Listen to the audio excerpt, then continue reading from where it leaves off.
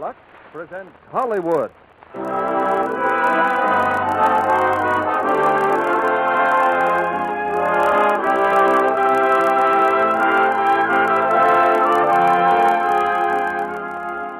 Lux Radio Theater brings you The Pied Piper, starring Frank Morgan, Margaret O'Brien, and Senior Hasso. Ladies and gentlemen, your producer, Mr. Cecil B. DeMille.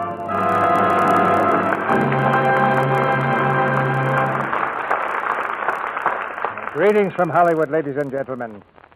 On the eve of a great national election, I believe there's one thing on which we all agree. That is, that the hope of the world tomorrow rests on the children of today.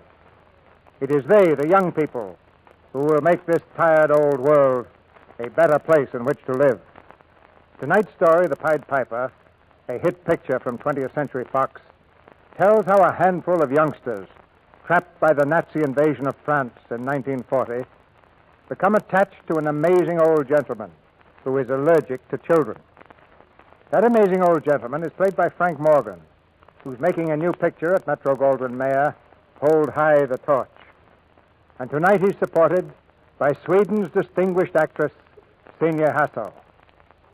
And one of the children whom he saves for posterity is 7-year-old Margaret O'Brien, who has recently completed her Metro-Goldwyn-Mayer Technicolor picture, Meet Me in St. Louis. Young as she is, Margaret O'Brien is already a veteran of the Lux Radio Theater, having captured all our hearts last season in Lost Angel. I said then, and I repeat now, that I've been watching stars on stage and screen for half a century, and I've never seen a finer emotional actress. And speaking of children, I have in my hand a letter that I wish you could all see. It's written not only in pencil, but also in Braille, the international language of the blind. And it comes from a group of sight-troubled children at a school in Minnesota. These last two lines say, "Every Monday evening, we listen to your Lux Radio Theater and like it very much. We also use Lux toilet soap and think it is very good." I believe that's the first time that Lux toilet soap has ever been praised in Braille. And to those children, I send our warmest thanks and hope our Lux Radio Theater continues to bring them happiness. And now it's curtain time, and we're ready for the first act of The Pied Piper, starring Frank Morgan as Mr. Howard, Margaret O'Brien as Sheila, and Senior Hasso as Nicole.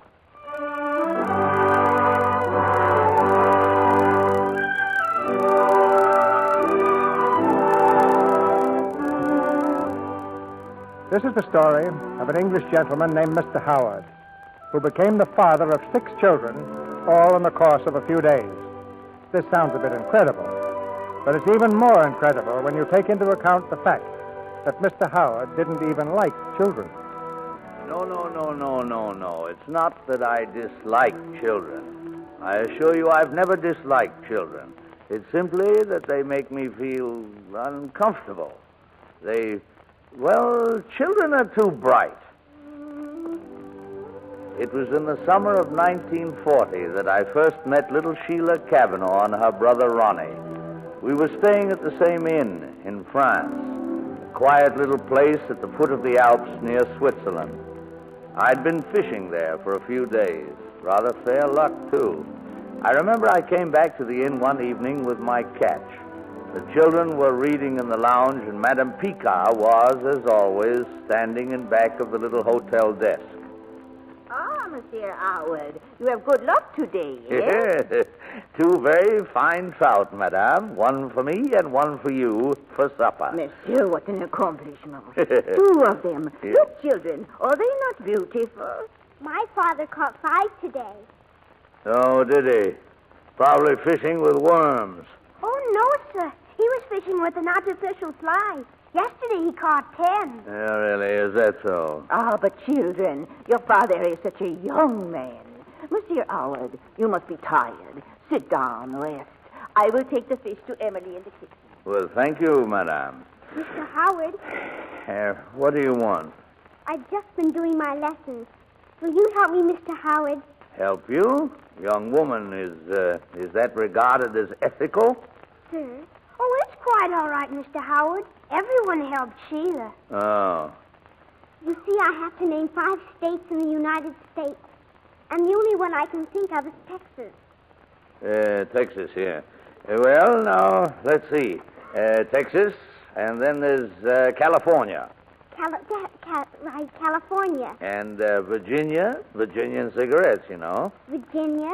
Yes. And Rochester. Rochester? Rochester isn't a state, Mr. Howard. Really? Then may I ask what it is? Rochester's a city.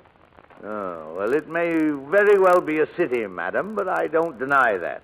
I only contend that it is also a state. A state somewhat north and a bit to the northeast of the New England colony. But it's not, Mr. Howard.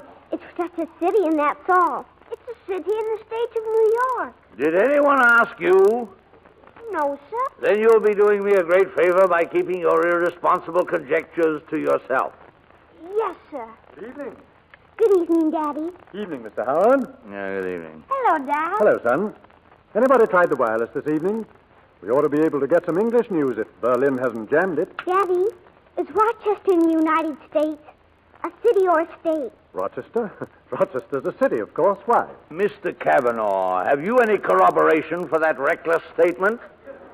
Or is that simply your offhand opinion? I'm afraid I don't understand, sir. Mr. Howard told Sheila that Rochester is a state. Well, I must admit I've never heard the question raised before, but... And what would you say, sir, if I informed you that I myself have visited the state of Rochester? In that case, naturally, I'd be compelled to admit that you were right, sir.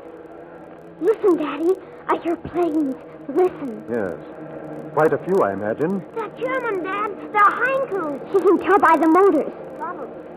Ronald, those planes again. Yes, dear. They're German, Mother. I can tell. I heard them going over this afternoon. Where could they have been, Ronald? I don't know.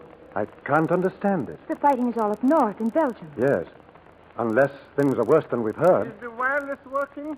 Is there any news, monsieur? There ought to be. It's just about time. Twice they passed today. Where are they going? Where? Here we are. I've got it. This is the overseas service of the British Broadcasting Company, London calling. It would be idle to deny that Britain today faces a dark hour. More Channel ports, French as well as Belgian, are now under German occupation. We must prepare to face any eventuality, even invasion. In this hour of darkness, let Englishmen, wherever they may be, in whatever lands beyond the sea, hear again by transcription the words of the Prime Minister before the House of Commons this morning, and be of good heart. We shall defend our island, whatever the cost may be. We shall fight on the beaches, on the landing grounds, in the fields, in the streets, and on the hills. We shall never surrender. And even if, which I do not for one moment believe, this island or a large part of it were subjugated and starving, then our empire beyond the seas, armed and guarded by the British fleet, will carry on the struggle until, in God's good time, the new world, with all its power and might, sets forth to the liberation and rescue of the old. One moment, please. Ronald, turn it off. Ronald. It is worse than we thought. Yes, but we are well out of it here, eh, Monsieur Howard? They will never fight this far south. We could hide out here for years, and for you and me at our age, Monsieur Howard. That is a very comforting thought. Have you finished? Oh, yes, monsieur. Then allow me to inform you, sir, that if ever again you address one word to me, I shall take the greatest of pleasure in thrashing you within an inch of your life, regardless of your age. Monsieur. Madame Picard, there's a train for Paris at 9 o'clock, isn't there? Why, yes, monsieur. I shall be taking it. Please arrange with the station master for my reservation to London by way of Paris and Saint-Malo. But, monsieur, you have only been here 3 days. 3 days of which I am heartily ashamed. I'll pack my things at once. Mr. Howard. Yes? I hope you're not being hasty because of anything this man has said. I can assure you that no one here believes for 1 second that you're here for any but the best of reasons. No. I'm here because I'm a selfish and pig-headed old man. I offered my services to every department of the government in London. I'm not without experience, you understand. But I was not needed. I was too old. In all of London, I was taken seriously by but one man, my vicar. He suggested to me that I knit for the soldiers. I'm afraid that I took some exception to his well-meant suggestion, but to run away like a sulky child was wrong, and I'm deeply ashamed myself. That's not my point, sir. As you say yourself, you're not young. So... There is no other point. Young or old, an Englishman's place at a time like this is in England. And if the trains are running, I shall be there in 18 hours to knit.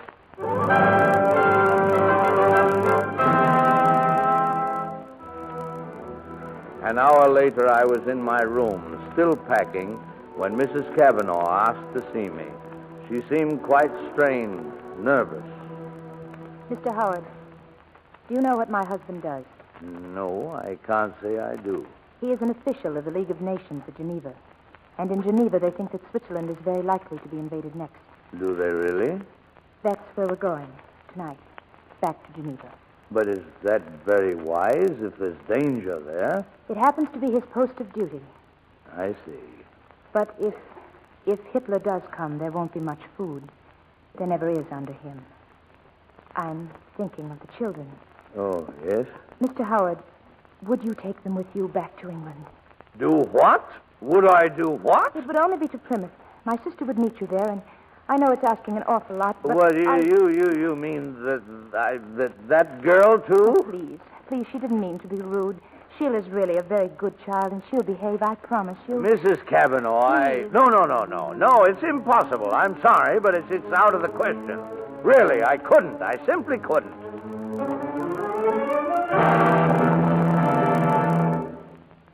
That night, I left for Paris with Sheila Cavanaugh and her brother Ronnie. Are we taking the train, Mr. Howard? Of course we are. Yes, we are. And will we sleep on the train? Will we? I expect so, yes. He won't. What's that? He won't sleep on the train. What do you mean? Why won't he? Because he always gets sick on the train. Sick right on the floor. I don't either. You do. I don't. No, Ronnie, of course you do. I do not. Now, please, let's not dispute the fact. Time will tell us who is correct, I'm afraid. The argument was settled an hour after we boarded the train. Ronnie was quite sick.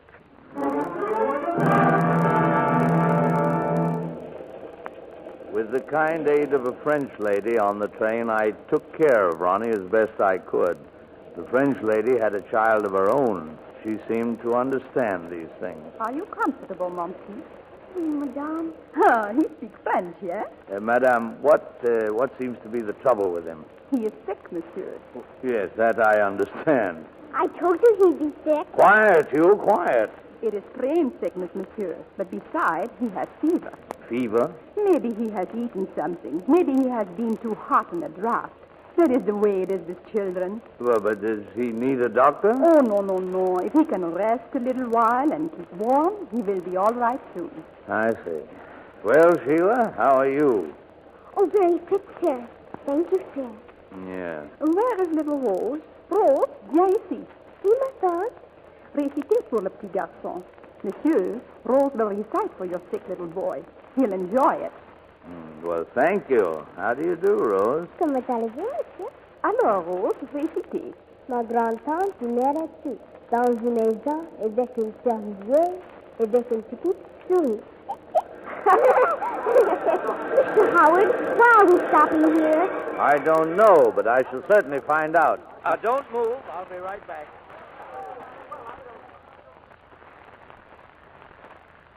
Just a moment, my good man. I want to know when the next train leaves for Paris. To Paris? There is no more trains to Paris, monsieur.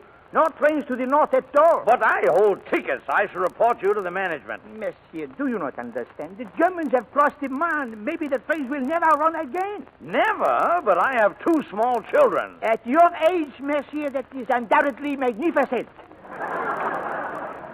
But if this is a contest, I have 9. Now look here. Mr. Howard, what is it? Sheila, I told you to stay on the train. Listen, there's a bus outside to shop. Shot? Why shot? There's a train there to San Melo. The chef de gare just told me. Well, then let's catch it. By all means, come along.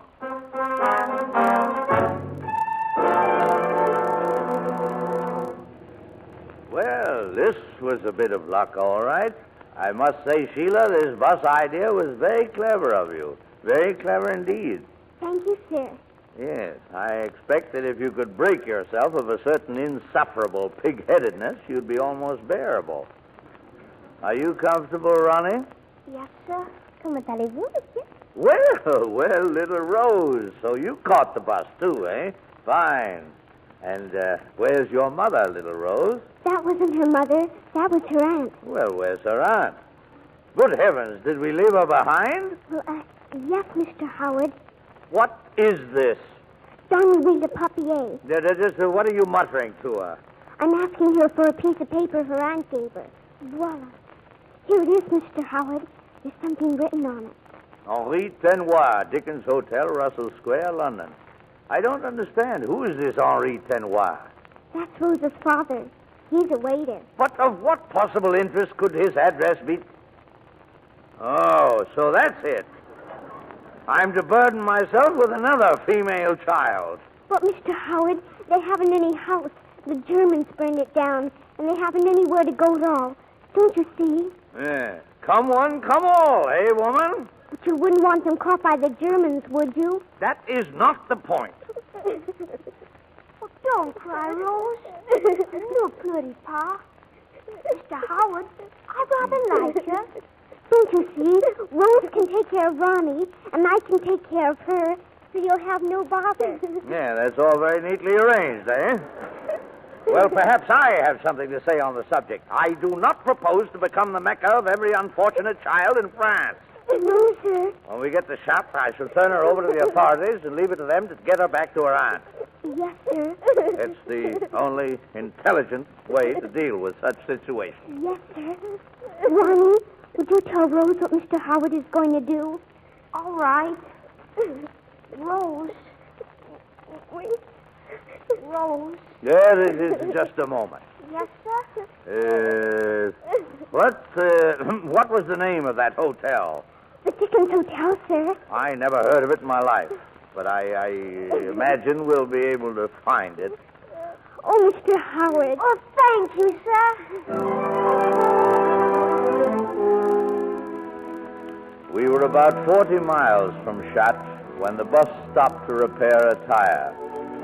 It was a lovely day.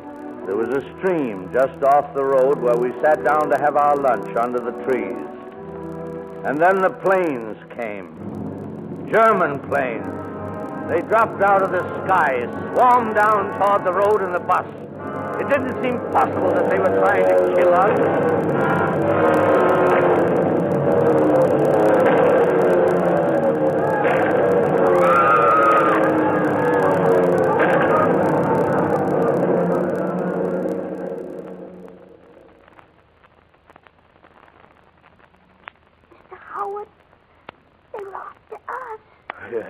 Are we all right? Sheila, Rose? Yes, sir. I'm going back to the bus to see if I can get our bags. And children, while I'm gone, I want you to promise me, don't look up that way. You won't now, will you? Stay right here now. Ronnie, I'm going to look. Don't, Ronnie, don't. Sheila, look. There's dead people there. Dead people.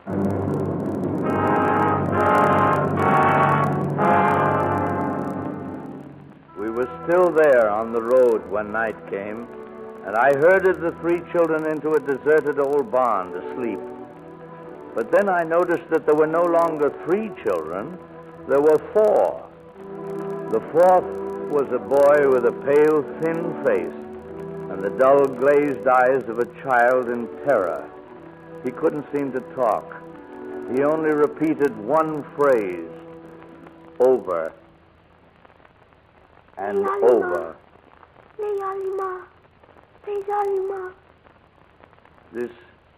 This child, is he with us now? Yes, sir. We brought him in, sir. He can't talk, Mr. Howard. That's all he says. Lezama, the German. Who is he? His name is Pierre. How did you learn that?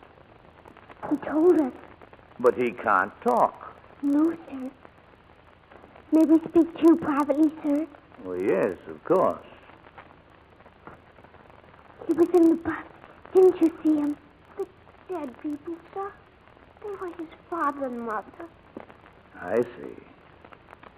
He can't speak, and I don't think he can hear either. I see. Here, lad. Let me see you. Look up here. Leolima. Yes, my boy. We'll take care of you now. There's nothing to fear now, my boy.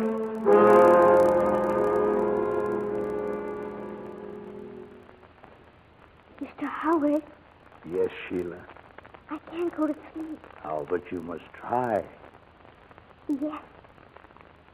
Mr. Howard, I'm sorry I was rude the other night about Rochester. Oh, it's quite all right now.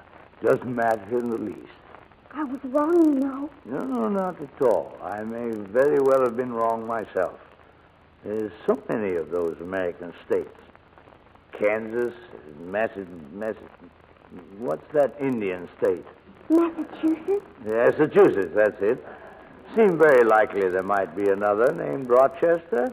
No reason why not, you know. Oh, yes, sir. I remember it very well. You do?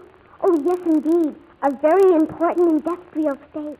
Well, now, I'm not such an old fuddy-duddy after all, eh? I should say not. Yeah, my memory may have gone a bit ragged here and there, but when it comes to geography, you'll generally find I'm pretty good. Oh, I can see that, sir. Well, that's very decent of you to acknowledge it, too. Thank you, sir. Well, good night, my girl. Good night, Mr. Howard. Rochester.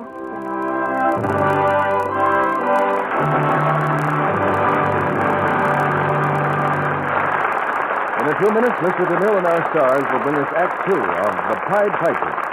And now, there's quite a crowd outside of Grauman's Chinese Theater here in Hollywood. A preview of an important new picture has just ended. People are watching their favorite stars coming out of the theater. Oh, lovely. Oh, just look at that white dress with a sequin. Isn't it beautiful? Oh, there goes Barbara Stanwyck. And there's Claudette Colbert, and oh, my goodness, if that isn't Sonia Henney. And later, on their way home... Oh, aren't they the glamorous people, though? They must have to spend simply hours every day on beauty care. Oh, they don't, though. Why, they're such busy people, they don't have time to fuss for hours. Why, Janie, just imagine. They use the same quick, easy care I do. Why, what do you mean, Sue? Why, Lux toilet soap. Active lather facials, the same kind screen stars take. The stars use Lux soap in their studio dressing rooms, and they use it at home, too. And that's a fact. 9 out of 10 famous screen stars use Lux toilet soap regularly. Lux Soap Beauty Care is the Hollywood way to a lovelier complexion. Recent tests proved that actually 3 out of 4 complexions became smoother and softer with this daily active lather care. It's true that screen stars haven't the time for elaborate daily complexion care, yet they can't take chances with complexion beauty, not for a minute. Here's what lovely young Teresa Wright says about it. A Lux girl? Indeed I am. These beauty facials do wonders for my skin. Here's all I do. Cover my face generously with a rich Lux soap lather, work it in thoroughly. Then I rinse with warm water, splash on cold, and pat with a towel to dry. Makes my skin feel so soft and smooth. Why not try this famous Hollywood complexion care? Get some Lux toilet soap tomorrow. Use it every day for the next few weeks. Then see if you're not delighted with the way the smooth, luxurious lather cares for your skin. Lux soap facials every day help skin to be fresher, lovelier, more appealing.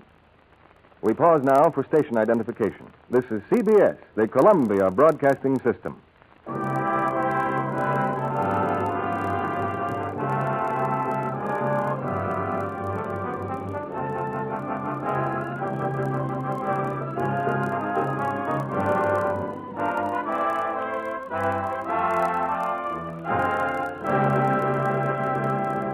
Act 2 of The Pied Piper, starring Frank Morgan as Mr. Howard, Margaret O'Brien as Sheila, and Senior Hasso as Nicole. As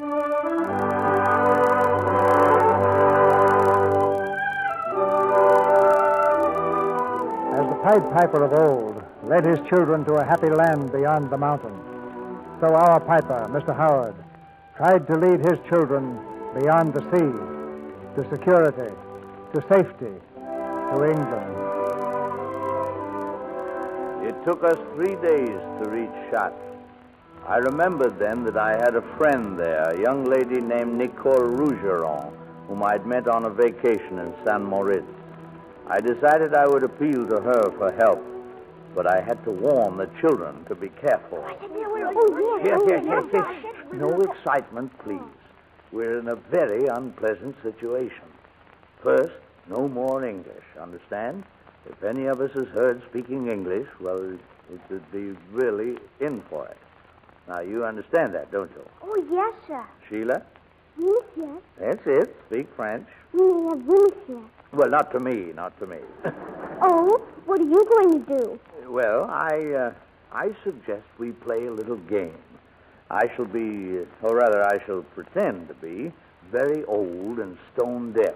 Can't hear a blasted word spoken to me, eh? Oh, good. And a little crazy, too? Crazy? Just a little, please. Well, that might not be bad at that. Mouth open sort of thing, you mean. Might be very good indeed.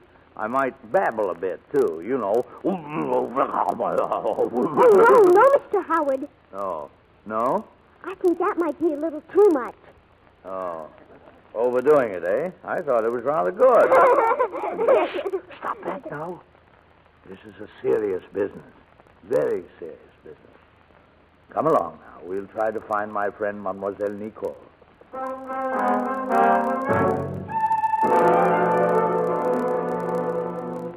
Monsieur Howard. Oh, monsieur. You remember me, mademoiselle? But naturally, monsieur. Come in, please. Quickly. Well, I'm not alone. Come in. And the little ones, too. Oh, well, come in, children. Yes, sir. Nicole. This is. Mama, you remember Monsieur Howard? Monsieur Howard. Yes. Madame, I am happy Please, to... if you speak English, close the door. Come inside. To speak English today is not safe. Not safe for any of us. I know, madame, and I have no wish No, please. We must be careful. That is all. Our friends are still our friends. We got this. Well, that's very kind of you, madame. But, monsieur, the children, you did not have them last year. Madame, some of them I did not have 24 hours ago. We're on our way to England. Allow me to introduce them. Madame Rougeron, Mademoiselle Nicole Rougeron. This is Sheila. It's a very fine girl.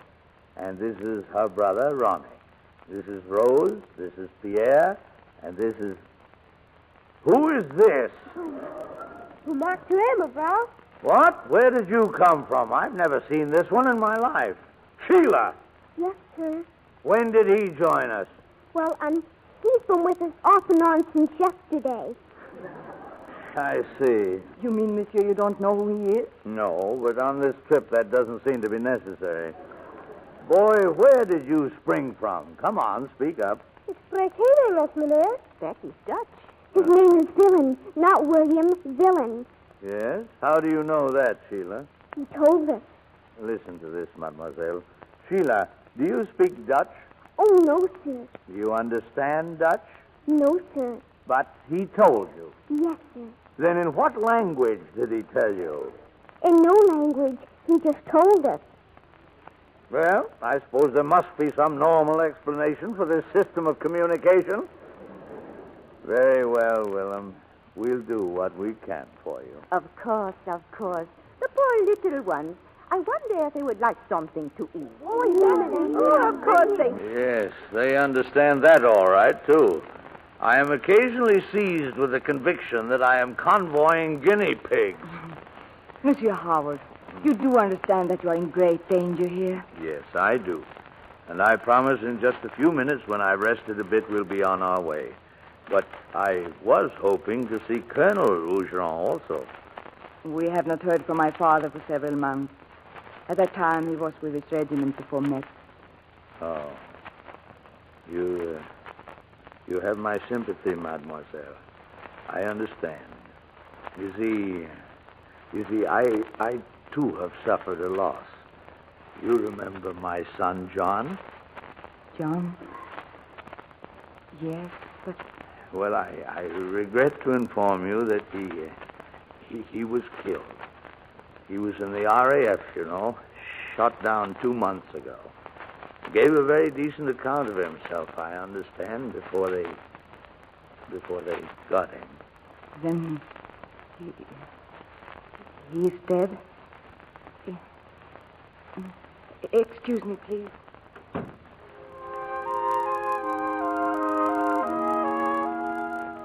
Mademoiselle Nicole was very kind. She helped us arrange for tickets on the train, and when we left Chartres, she even came along with us. May I ask now where we are bound? To the Channel, monsieur. The Brittany coast. There is someone there I know who might help. But was this necessary for you, this long, not very safe trip? Even if someone else could have done it, Monsieur Howard, I would not permit it.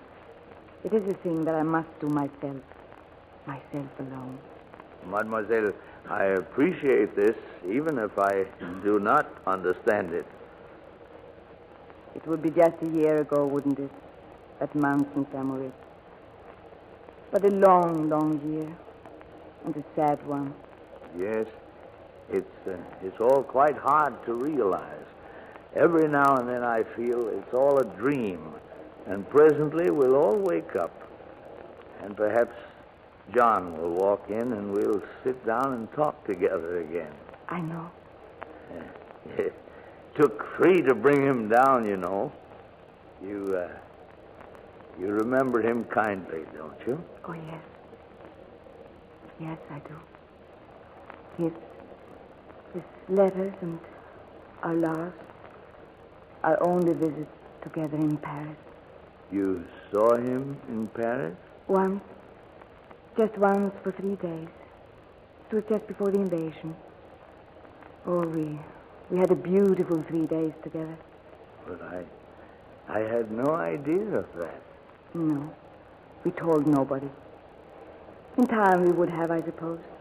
We planned to anyway. Then he went back. And I waited to hear from him. You know, it's funny. You wait and wait. Day after day. You wait for a letter. And then it comes. But it isn't from him. It's from his squadron. So for a long time you don't open it.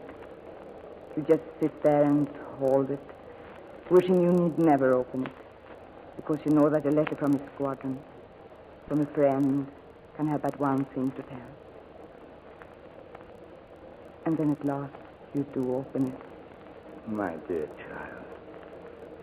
And after that, your whole world is darker than it was before.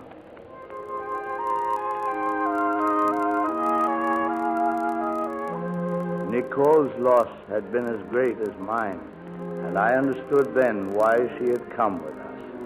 We went to a little town near the Channel, to the home of Nicole's uncle.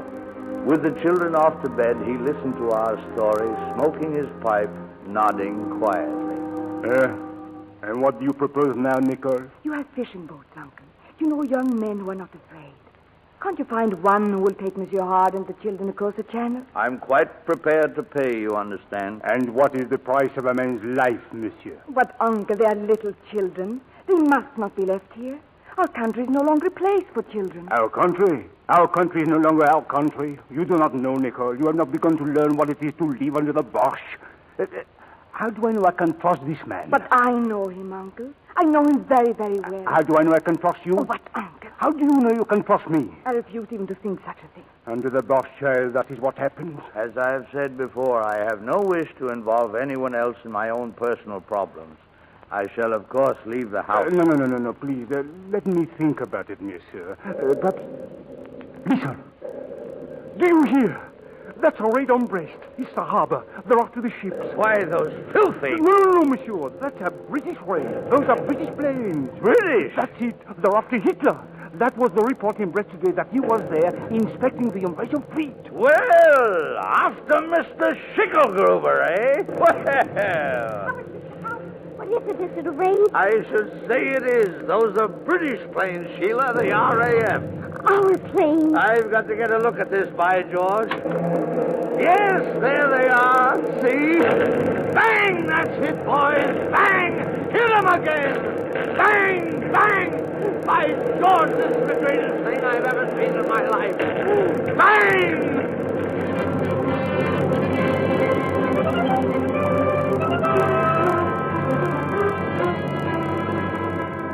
It was late that night when Nicole's uncle came to my room. I found the man and made all the arrangements. His name is Roquet, and his boat is at a fishing village just 10 kilometers from here. You and Nicole will meet him tomorrow in a cafe near the docks. Nicole knows the...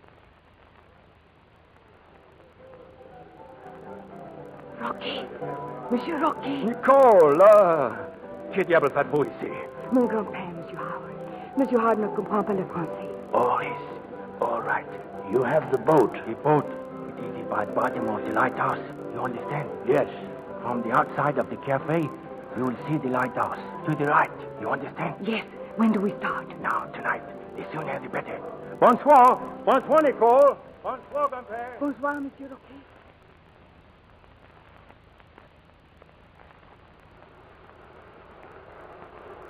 There is the lighthouse, monsieur. And there is the boat. Sheila, quiet. Stop here. Rocky. Here. This way. Well, I suppose this is goodbye. Bon voyage, monsieur. My child, won't you come with us to England? No, monsieur. I'm not English. I'm French. As you have told me yourself that in times of trouble, you should be in your own country and do what you can to help. This is where I belong. Right here. But afterward. Yes. Afterward I shall come. Goodbye, my child. Goodbye, monsieur. Halt there! Halt! Steigen Sie in das Boot. Greifen Sie den Mann. Ja, Leutnant. That Germans, soldiers. Oh, you were leaving us, eh? You are English, yes? Well? I am English. This young lady is not. She is French. You will come with me. All of you. But I tell you that You will come with me. Ned, listen there. Here's the under, Lieutenant. The boatman. You are English also? I am French. Whom but pas pour celle Bosch. Schweigen! Now, monsieur, you will come this way. Please. Howard, they've really got us, haven't they? Well, it rather looks that way, Sheila. Oh, Pierre. Pierre. Les amants. Les amants. Les amants. Les amants.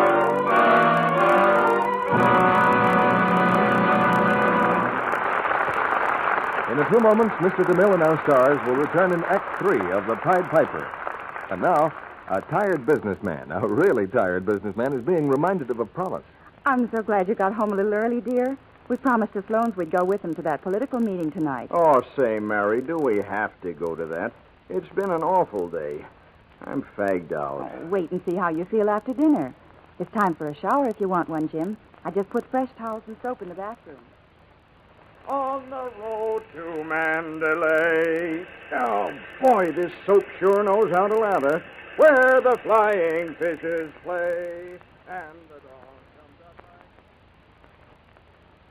Why, Jim, you're all dressed up. That's a new tie. Well, we're going out, aren't we? Say, Mary, when do we eat? You know, that shower kind of pepped me up. I thought it would. A Lux soap bath always does the trick for me. There's nothing like a refreshing Lux toilet soap bath to cure that all-in, end-of-the-day feeling. And you're sure to make a hit with the men folks in your family if you put fine white Lux toilet soap in the shower or tub. A man likes the rich, creamy lather, the way it carries away dust and grime in a jiffy. Even in hard water, Lux soap gives quick, abundant lather. Lux, you see, is a quality soap made only of the finest ingredients. But the whole family can enjoy it as a luxurious bath soap because it's thrifty to use. Lux toilet soap is hard milled. It doesn't get mushy or soft. Each smooth white cake can be used to the last thin sliver. Why not put Lux toilet soap on your shopping list tomorrow? And now, Mr. DeMille returns to the microphone. After the play, we'll have an answer to the burning question of the evening, as propounded to Frank Morgan by one of his leading ladies, Margaret O'Brien. It's a little personal, but I think you'll be allowed to listen in. And now, here's the third act of The Pied Piper, starring Frank Morgan as Mr. Howard, Margaret O'Brien as Sheila, and Senior Hasso as Nicole.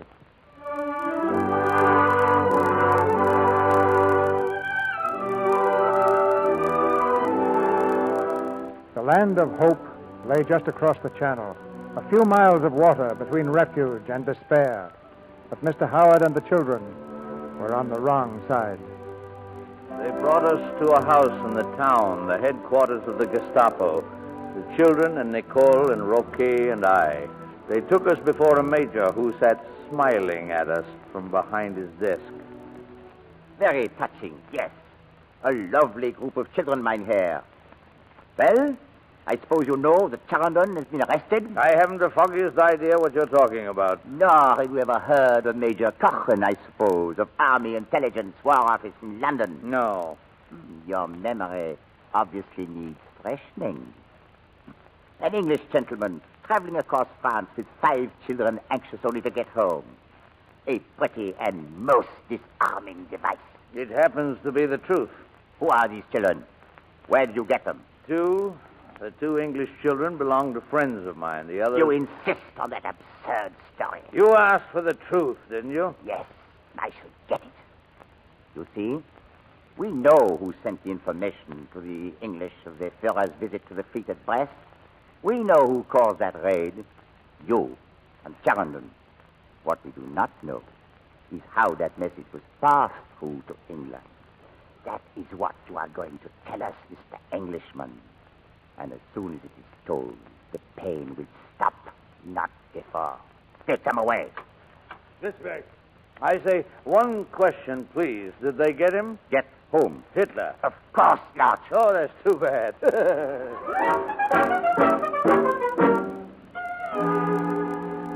They took us out of the room, and then they brought me alone to another room down the hall and left me. There was a man sitting there. Asseyez-vous. Soyez comme chez vous. I'm afraid you have the advantage of me, sir. No, I'm English, too. Half at any rate. English? What are you doing here? Waiting to be shot. Oh, you're Challenger. You've heard of me. I'm supposed to be mixed up with you in some way. That raid on the ships. Too bad we didn't get the little beggar. You mean you were responsible for that, really? Why, helped. There's no point in denying it now. Only I wish they'd stop throwing innocent people in this room with me on the theory that they're going to convict themselves. Really, I look for better things from you, Major Deason. More ingenious. I say, are you feeling all right? Quite. I'm assuming, of course, there's a microphone in this room somewhere. Oh. They're listening to us right now. You're wasting your time, Major. This man knows nothing about my affairs. But I will tell you this. The English will be back here, and I warn you, they'll not be as gentle as they were after the last war. They'll deal with you this time as they would with vermin. And if you kill this old man, I assure you, you'll be hanged publicly and your body left to rot on the scaffold as a warning to your other murderers. That ought to hold him. You're a very rash young man. Oh, I'm in for it anyway. At least I can get a bit of satisfaction out of it.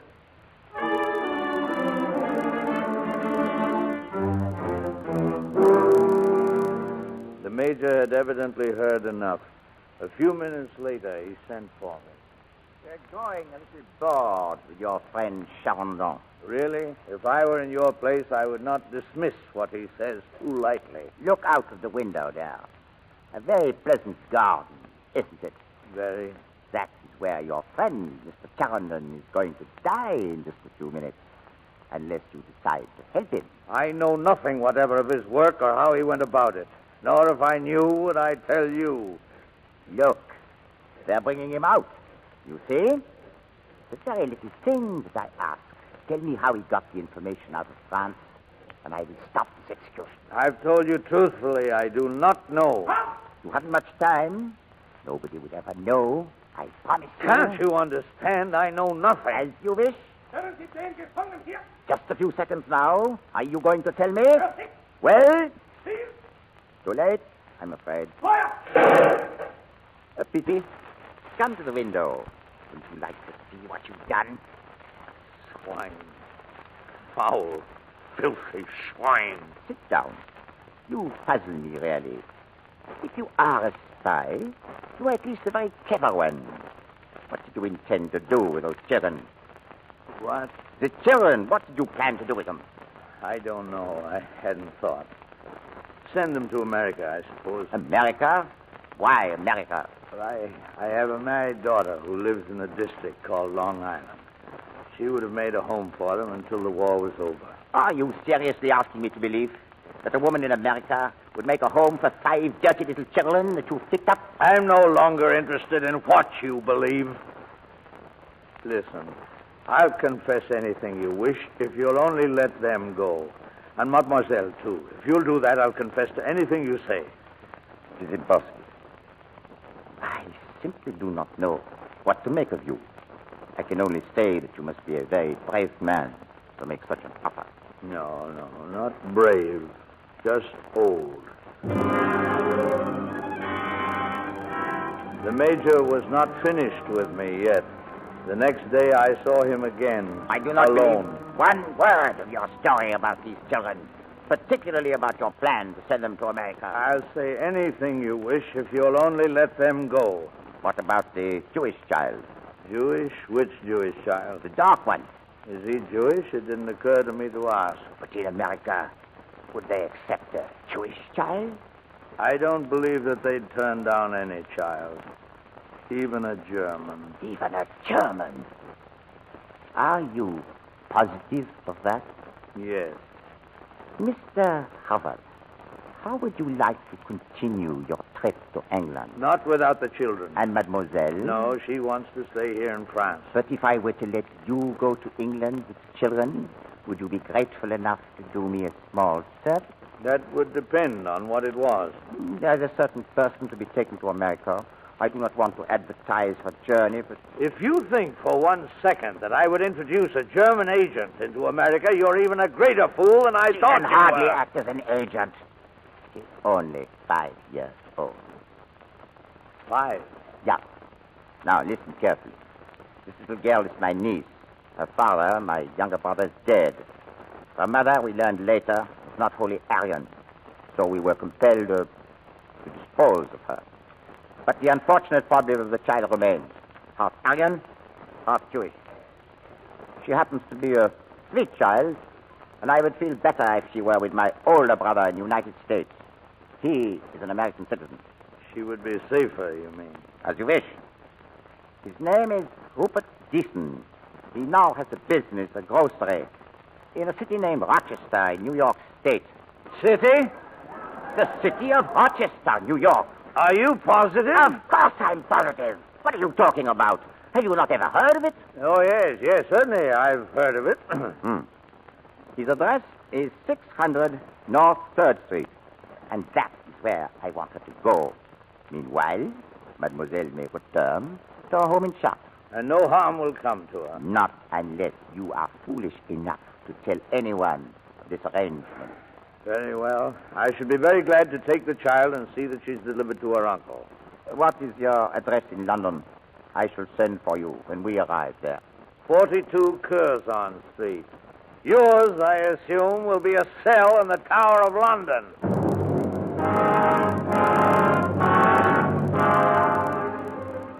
We were released that night, all of us.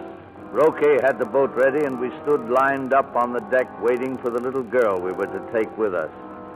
She arrived with the Major, a tiny child, carrying a doll in her arms. Oh, this must be Anna. How do you do, Anna? How do you do, Anna? Heil Hitler. Children, stop it. Stop it immediately. Major Disney, hadn't you better explain to Anna that from now on that salute will be out of place? Very well. Anna, von nun an brauchst du nicht mehr Heil Hitler zu sagen. Du kommst unter Menschen, die das nicht verstehen. Nicht mehr? Gut. Get aboard. I want to see you get away. All of you, get aboard. Goodbye, Nicole. Goodbye. All of this I know you have done for my boy. And for him, I thank you. Some for him. Some for you, too. You know, once I thought I could never be another man as fine and as brave as your son. But I was wrong. And it wasn't all for you either. It was for the children. Somehow they represent hope. Hope for the future. You are the past. I'm the present. And they are the future. So we must take very, very good care of them. I have not all night, please. Au revoir, my dear. You'll come to see me when it's all over, and we'll talk about John. Oh, yes. One more thing, the Englishman. Yeah. There must be no trickery. If one word of this appears, it will be the concentration camp for your young lady. Remember that. And if anything happens to my young lady and I hear of it, this whole story will be in the papers and on the shortwave radio mentioning you by name. And you remember that. You dare threaten me? You dared threaten me, didn't you? Oh, that's so. Au revoir. Good luck and happiness. Au revoir, Nicole. Bye. Goodbye.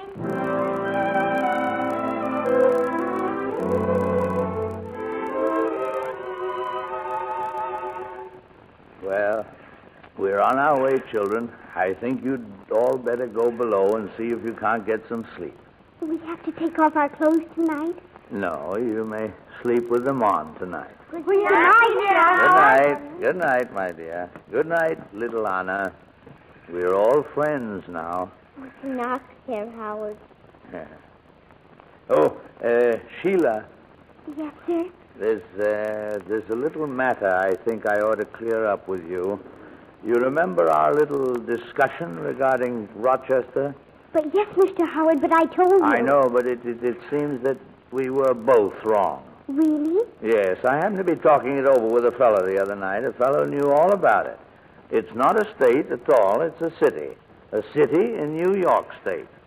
Well, now, isn't that peculiar that we both made that mistake? You're really a very extraordinary girl, Sheila. And I'm very fond of you. And I apologize to you.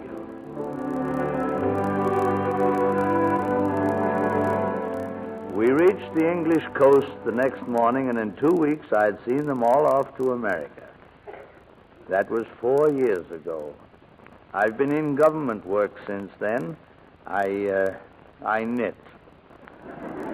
I hear from the children quite often. Just yesterday I had 6 birthday cards. 6 cards in round, childish hand wishing me joy for the coming year. I wish them joy, too. Joy for the coming year and for all the years that they shall know and I shall not. For this is what we are fighting for, and this is our prayer, that there shall be a future full of years for children of every land and of every creed, that they shall know joy and laughter and a bright new world. Sheila must have gone to considerable trouble in sending me her card. It was postmarked Rochester, New York. Really, an amazing child.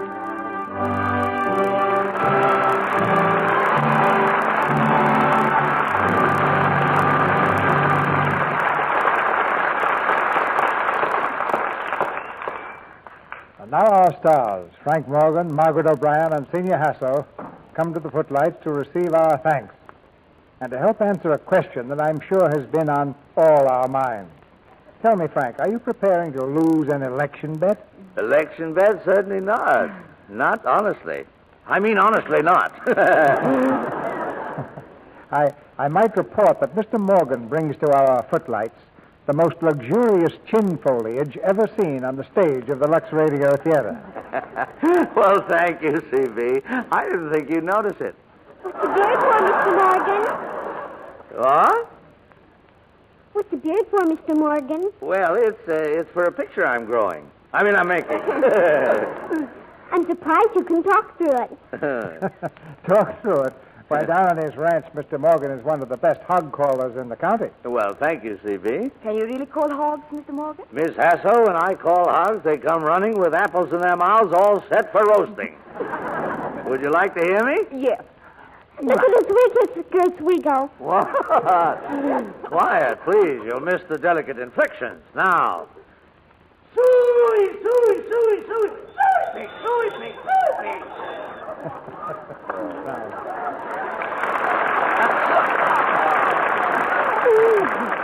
There, I was so convincing I almost thought I heard the patter of their tiny feet.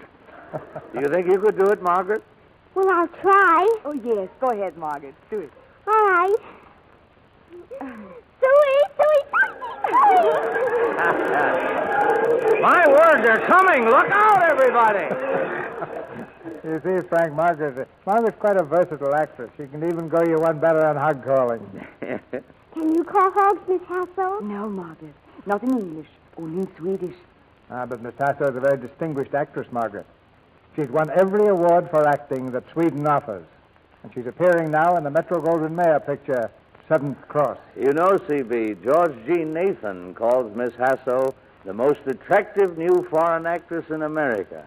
Well, you only have to see the story of Dr. Wassel to know that.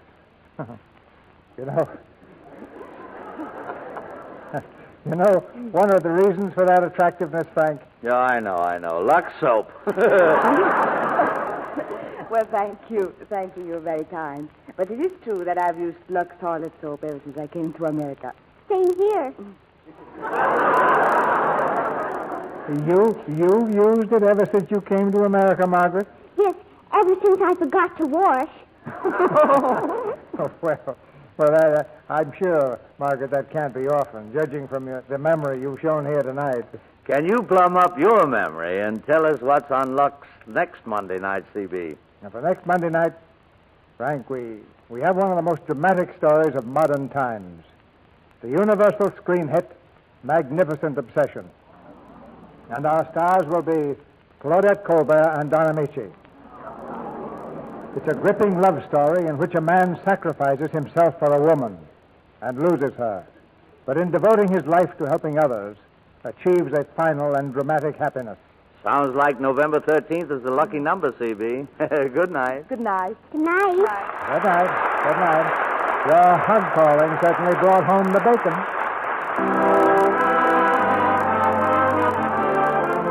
Our sponsors, the makers of Lux Toilet Soap, join me in inviting you to be with us again next Monday night when the Lux Radio Theater presents Don Amici and Claudette Colbert in Magnificent Obsession. This is Cecil B. DeMille saying good night to you from Hollywood.